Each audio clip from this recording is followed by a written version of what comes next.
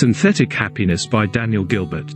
Synthetic happiness is a concept coined by Harvard psychologist Daniel Gilbert, which refers to the idea that people have the capacity to create or generate their happiness, even when they don't get exactly what they initially wanted or desired.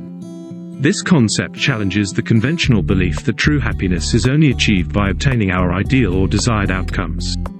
Gilbert's research suggests that our minds have a remarkable ability to adapt to circumstances and find contentment and satisfaction in situations that may not align with our original preferences.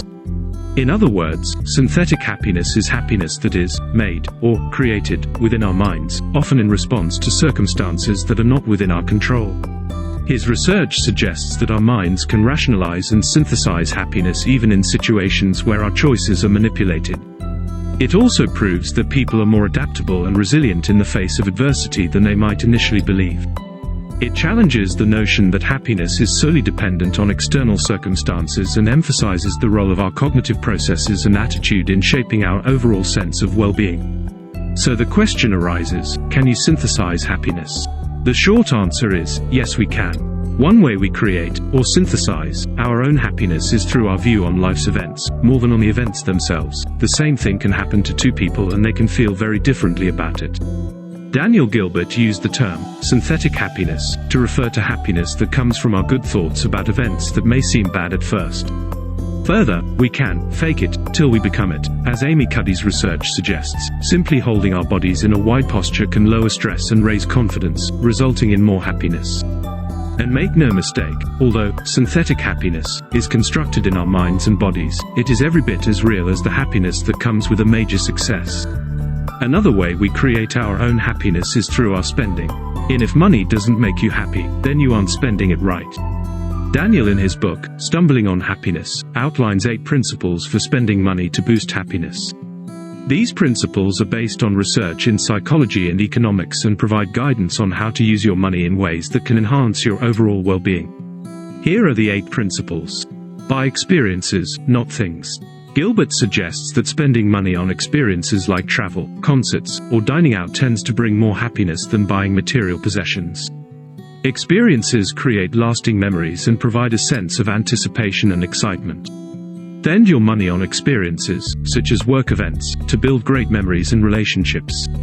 Research shows that spending money can make us happy if it's spent well.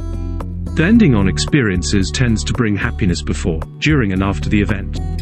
Research has shown that spending on experiences consistently results in greater happiness than making material purchases. Make it a treat. Rather than indulging in something enjoyable all the time, Gilbert recommends making it a special treat. By limiting access to certain pleasures, you can savor and appreciate them more when you do indulge.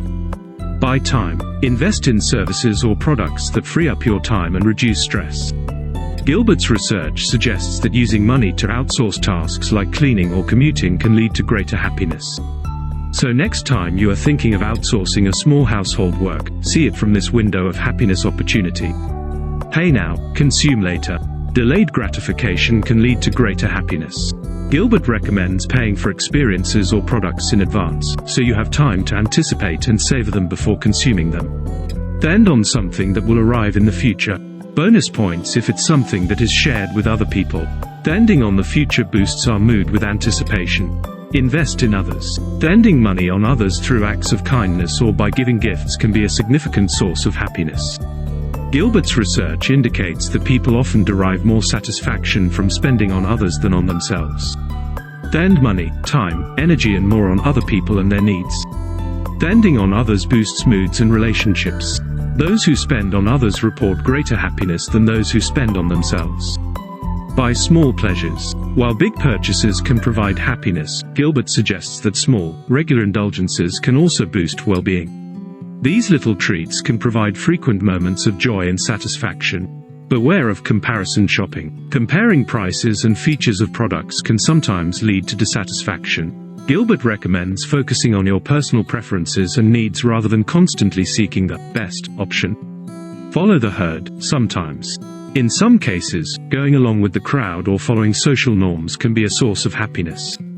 Gilbert's research shows that people often feel happier when their spending choices align with those of their peers. What does this all mean for the workplace?